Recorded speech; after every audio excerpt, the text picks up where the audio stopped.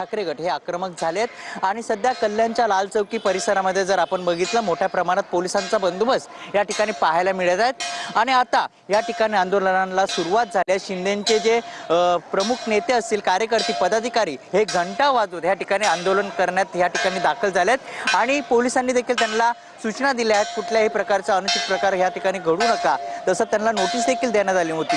मात्र या ठिकाणी आपण बघू शकता की मोठ्या प्रमाणात या ठिकाणी आता शिवसेना शिंदे गट हे आक्रमक झालेत आणि आता या ठिकाणी आंदोलनाला सुरुवात झाली आहे। घंटा वाजून या ठिकाणी आंदोलन केलं जात आहे।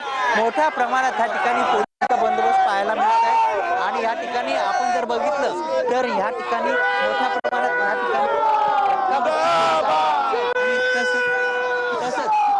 पोलिसांनी या सगळ्यांना अडवलेलं आहे आणि आपण जर या ठिकाणी बघितलं मोठ्या प्रमाणात पोलिसांचा बंदोबस्त या ठिकाणी पाहायला मिळत आहेत। जे आंदोलक आहेत ते कुठल्याही परिस्थितीत ऐकायला तयार नाहीत। बॅरिकेडिंगवर चढताना आपल्याला या ठिकाणी पाहायला मिळत आहेत, पोलिसांचा बंदोबस्त या ठिकाणी पाहायला मिळत आहेत। बॅरिकेडिंगवर ते चढलेले आहेत आणि आतमधील घुसण्याचा प्रयत्न या ठिकाणी सुरू केलेला आहे। मोठ्या प्रमाणात पोलिसांचा बंदोबस्त या ठिकाणी पाहायला मिळत आहेत आणि आता या आंदोलनाला सुरुवात झाली आहे। थोड्याच वेळात या ठिकाणी भाजप असेल आणि ठाकरे गट हे देखील या ठिकाणी दाखल होतील आणि त्यानंतर या ठिकाणी आपल्याला हनुमान चालीसा देखील जे आहे ते म्हटलं जाणार आहेत, कारण की दुर्गाडी किल्ल्यावर प्रवेश बंदीवरून हे सगळे आक्रमक झालेत आहेत आणि आता पोलिसांनी देखील मोठा बंदोबस्त जो आहे तो वाढवलेला आहे। दंगल पथक असेल ते देखील दाखल झालेले आहेत। बॅरिकेडिंगवर चढताना जे कार्यकर्ते आहेत शिंदे गटाचे ते पाहायला मिळत आहेत आणि या ठिकाणी आता घोषणाबाजी देखील सुरुवात झालेली आहे।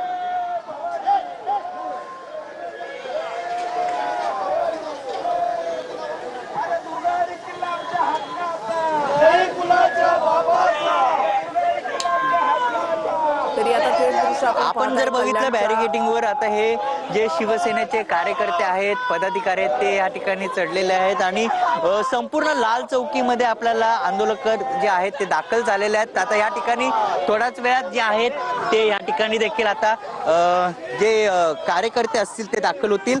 मात्र आता या ठिकाणी मोठ्या प्रमाणात पोलिसांचा या ठिकाणी आपण जर बघितलं शिवसेनेचे शिंदे गटाचे हे बॅरिकेडिंग तोडून आतमध्ये येण्याचा प्रयत्न या ठिकाणी सुरू केलेला आहे।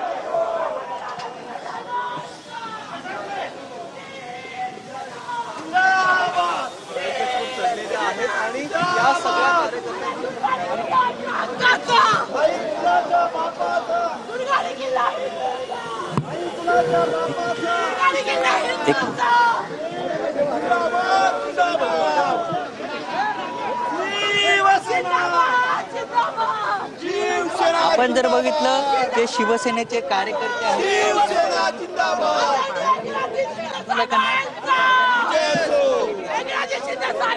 काही आंदोलकांशी आपण बातचीत करणार आहोत।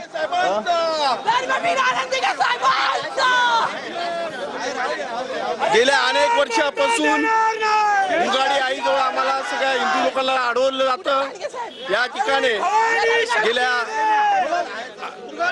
धर्मवीर आनंद दिघे साहेबांनी ही चळवळ उभी केलेली आहे आणि आज किल्ला छत्रपती शिवाजी महाराजांनी बांधलेला आहे आणि त्याचा अधिकार फक्त आणि फक्त हिंदूंचा आहे। आणि आजच्या दिवशी ज्या पद्धतीने हिंदूंना अडवलं जातं त्याचा आम्ही निषेध करतो। त्यावेळी भाजपने देखील पाठिंबा दिलेला आहे, भाजपने देखील पाठिंबा दिलाय। सर्व हिंदू लोकांचा या आंदोलनाला या चळवळीला पाठिंबा आहे, कारण की बाळासाहेब साहेबांनी धर्मवीर आनंद दिघे साहेबांनी ही चळवळ उभी केलेली आहे। आंदोलक जे आहेत ते ह्या ठिकाणी सामील झालेले आहेत आणि आता ह्या पोलीस जे आहेत त्या ठिकाणी मोठ्या प्रमाणात पाहायला मिळत आहेत आणि आता ह्या ठिकाणी जे बॅरिकेडिंगवर चढताना पाहायला मिळत आहेत। एक मिनिट,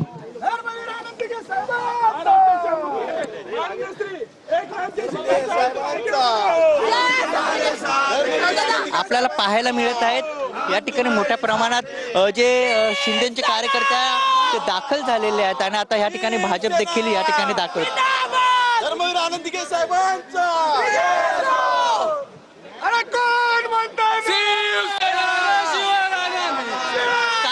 काय सांगाल? आज आंदोलन करत आहात, का सांगाल?